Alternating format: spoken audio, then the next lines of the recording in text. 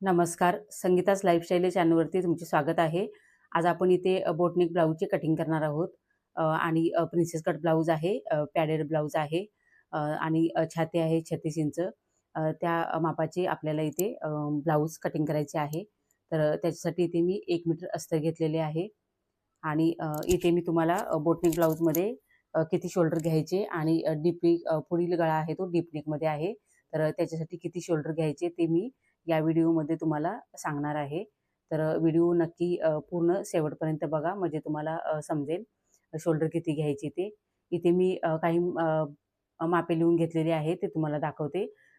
ब्लाऊजची पूर्ण उंची 14 इंच आहे, छाती 36 इंच आहे आणि कमरघेर 28 इंच, पुढील गळा 6 इंचाचा आहे, पाठीमागचा गळा 11 इंच आहे, बाही लंबाई 9 इंच आणि पाठीमागच्या दंडघेर आहे तो 9.5 इंच आहे.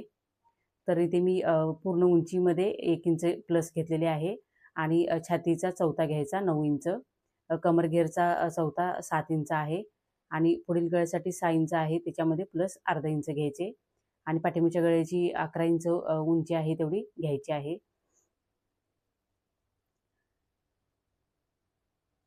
तर इथे पातळ जो ब्लाऊज पीस आहे तो नेटसारखा आहे. तर इथे मी डबल अस्तर पुढच्या भागासाठी डबल अस्तर लावायचं आहे. तर स्टिचिंग करते वेळी मी लावून घेईन, तुम्हाला पुढे दाखवेन. म्हणजे नेक्स्ट व्हिडिओ मी बनवणार आहे, त्याच्यामध्ये तुम्हाला सांगेन आणि फक्त हा व्हिडिओ मी कटिंगचा दाखवणार आहे. इथे मी पाठीमागच्या गळ्याची उंची पाठीमागच्या भागासाठी मी इथे माप टाकून घेते. खालच्या साईडला चॉक मारून घेतला. कापड सरळ करून घ्यायचा. आता आपल्याला इथे ब्लाऊजची पूर्ण उंची 14 इंच आहे. त्याच्यामध्ये 1 इंच घेऊन इथे मी 15 इंचावर माप टाकून घेतले. आता आपल्याला इथे शोल्डर जेवढे असते त्याचे अर्धे करायचे आहे. तर इथे मी शोल्डर लिहून घेतले नव्हते. 14 इंच शोल्डर आहे. तर 14 इंचाचा अर्धा 7 इंच येते. तर जेवढे अर्धा किती तुमची शोल्डर जर 15-16 असेल तर त्याच्यामध्ये जसे चेस्टनुसार शोल्डर कमी जास्त होते. तर इथे मी शोल्डर 14 इंच आहे तर 7 इंचावर शोल्डर घेतले आणि मुंड्यासाठी देखील 7 इंच घ्यायचे. आता इथे आपल्याला छातीचे माप टाकायचं आहे. तर बोटनेक ब्लाऊजमध्ये छातीचा चौथा प्लस अर्धा इंच घ्यायचे. इथे मी 9.5 इंचावर माप टाकून घेतलेले आहे. परत एकदा तुम्हाला दाखवते. इथे 9 इंच घेतले प्लस अर्धा इंच आणि मार्जिनसाठी 1.5 इंच घेतले. इथे कमरचे अर्धा 7 इंच प्लस 1 इंच टक्ससाठी घेतले आणि 1.5 इंच मार्जिनचे घेतले, सरळ रेष आखून घेतली. आता इथे आपल्याला पावणे 1 इंचावर मुंड्याच्या गोलाईसाठी माप टाकायचं आहे आणि इथे मी आकार काढून घेतला. गळा रुंदी मी 4 इंच घेतली आणि मुंड्याच्या साईडला अर्धा इंच डाऊन करून घ्यायचे. बोटनेक ब्लाऊजमध्ये मुंड्याच्या साईडला अर्धा इंच डाऊन करून घ्यायची असते. आता इथे मी पाठीमागच्या गळ्याची उंची टाकते 11 इंच. तर तयार उंची पाठीमागची गळ्याच्या खालची पट्टी येते ती 3 इंचाची पाहिजे. म्हणजे इथे मी पावणे 4 इंच घेतलेले आहे. अर्धा इंच शिलाईमध्ये जाईल आणि पाव इंच गळ्याच्या शिलाईमध्ये जाईल. इथे पावणे 4 सोडून वरच्या साईडला बराबर 11 इंच आलेले आहे. इथे देखील मी 4 इंचावर चॉक मारून घेतला आणि सरळ बॉक्स तयार करून घेतला. इथे मी पाठीमागचा जो भाग आहे तो आहे तसाच कटिंग करून घेणार आहे आणि पाठीमागची गळ्याची डिझाईन आहे ती मी सेपरेट व्हिडिओ बनवेन पाठीमागच्या गळ्याची डिझाईनचा. तर इथे मी पहिल्यांदा कटिंग करून घेते आणि आता आपल्याला इथे पुढच्या भागाचे माप टाकायचं आहे. खालच्या साईडचा एक्स्ट्राचा कापड आहे तो कटिंग करून घेतला. प्रिन्सेस कट ब्लाऊज आहे. तर इथे मी आय हुकच्या पट्टीसाठी अर्धा इंचावर माप टाकून घेते. अर्धा इंच नाही घेतला तर 3 रेषा घेतला तरी पण चालेल किंवा तुम्ही जेवढी शिलाईमध्ये पकडता तेवढं तुम्ही एक्स्ट्रा सोडून द्या आय हुकच्या पट्टीसाठी. त्याच्या पुढच्या साईडला जो आपण पाठीमागचा भाग कटिंग करून घेतलेला आहे तो ठेवून घ्यायचा. जिथून आपण चॉक मारून घेतलेला आहे ते त्याच्या आतल्या साईडला ठेवायचा. इथे मी पिना लावून घेते. इथे शोल्डरच्या साईडला चॉक मारून घेतलेला आहे. इथून देखील चॉक मारून घेते. आता आपल्याला इथे खालच्या साईडला 1 इंच वाढवायचा आहे. पाठीमागच्या भागापेक्षा पुढचा भाग आहे तो 1 इंचाने जास्त असतो. तर इथे मी 1 इंचावर माप टाकून घेतले आणि सरळ रेष आखून घेतली.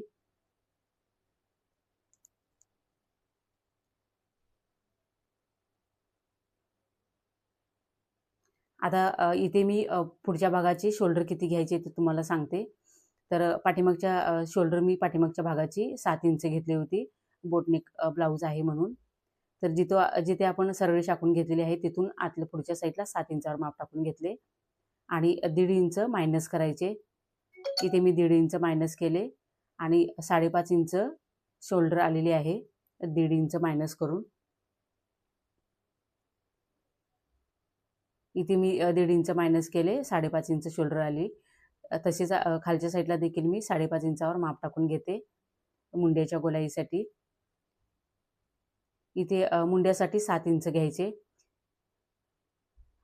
आणि अर्धा इंच डाऊन करून घ्यायचे.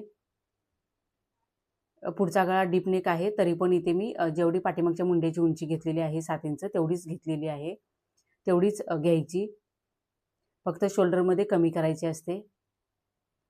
आता इथे मी पाठीमागच्या भागाची जी शोल्डर पट्टी 3 इंच आलेली आहे तेवढे माप टाकून घेतले आणि ते गळा रुंदी 2.5 इंचामध्ये एक लाईन कमी आलेली आहे.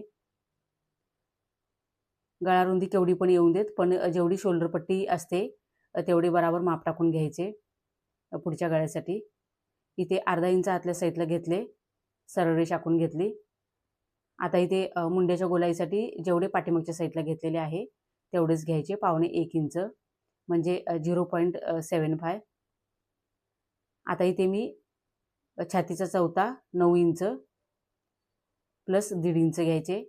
इथे मी पुढे अर्धा इंच एक्स्ट्रा आलेले आहे, कारण पाठीमागचा जो भाग आहे तो बोटनेकमध्ये अर्धा इंच जास्त घेतले होते, 9.5 इंचावर माप टाकून घेतलेले होते, म्हणून इथं अर्धा इंच जास्त आलेले आहे. खालच्या साईडला कमरघेरचे माप टाकून घेतले. इथे पुढच्या भागाची उंची 16 इंच आलेली आहे, 1 इंच जास्त घेतली होती. आता इथे मी पुढच्या गळ्याची उंची 6.5 इंचावर माप टाकून घेतले. इथे गळा रुंदी घेतली 2.5 इंचावर, जेवढी वरच्या साईडला रुंदी आलेली आहे तेवढीच खालच्या साईडला घेतली आणि इथे मी आकार काढून घेते अशा प्रकारे.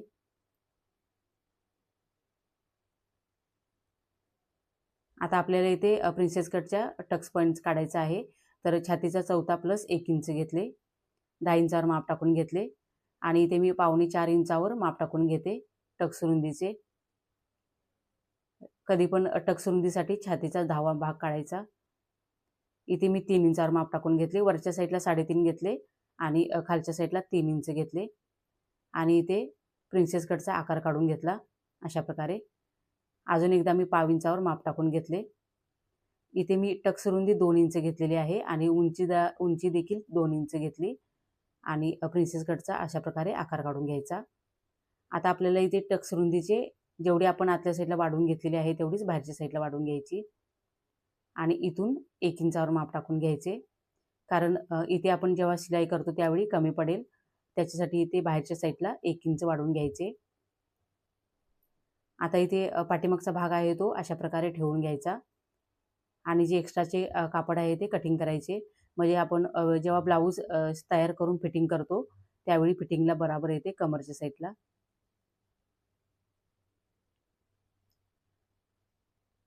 इथून आपल्याला कटिंग करायचं आहे. अशा प्रकारे इथे पुढच्या प्रिन्सेस कटचे माप टाकून झालेले आहे. तुम्हाला अजून काही डाऊट असेल तर नक्की विचारा कमेंटमध्ये.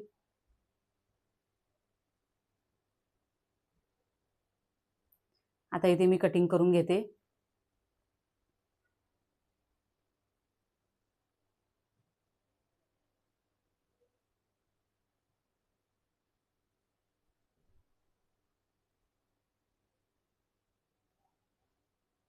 प्रिन्सेस कटच्या इथून देखील आपल्याला कटिंग करायचं आहे. अशा प्रकारे इथे पुढचा भाग कटिंग करून घेतला. आता ही बॉर्डर आहे ती पाठीमागच्या भागाच्या साईडची, तर डिझाईन बनवण्यासाठी इथे मी कटिंग करून घेतली. त्याच्यानंतर ब्लाऊज पीस आहे तो उलट्या साईडून फोल्ड करायचा.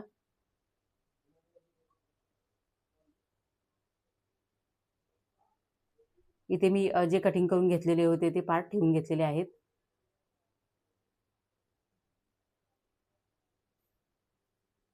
तुम्हाला इथे मी एक टिप्स देते की जेव्हा पण आपण पॅडेड ब्लाऊज बनवतो त्यावेळी अस्तर आणि जो ब्लाऊज पीस असतो तो बराबर कटिंग करून घ्यायचा. कारण आपल्याला त्याच्यामध्ये पॅड घालायची असते, कप्स घालायचे असतात. तर कधी पण लक्षात ठेवायचं की अस्तर सोबतच आपल्याला ब्लाऊज पीस देखील बराबर कटिंग करून घ्यायचं आहे. कारण दोन्ही पार्ट आपण ज्यावेळी स्टिचिंग करतो त्यावेळी अलग अलग स्टिच करायचे असतात. आणि जेव्हा नॉर्मल ब्लाऊज असतो त्यावेळी जो ब्लाऊज पीस असतो तो साईडून अर्धा इंचाचा एक्स्ट्राचा कापड सोडून द्यायचा आणि कटिंग करायची असते. इथे मी पाठीमागचा भाग देखील कटिंग करून घेतला.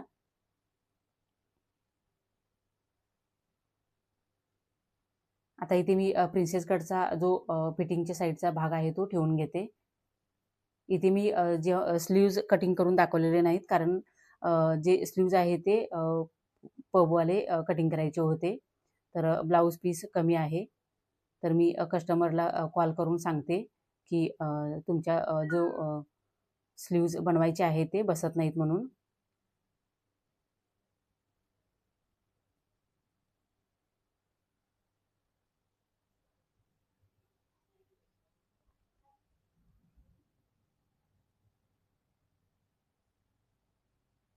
इथे मी तुम्ही बघू शकता बराबर कटिंग करून घेतले. इथे जेवढी स्लीवची उंची 9 इंच होती बराबर आणि प्लस 1 इंच म्हणजे बराबर 10 इंचाचे जो कापड आहे तो ब्लाऊज पीसचा आहे. तर त्याच्यामध्ये स्लीव्ज होणार नाहीत.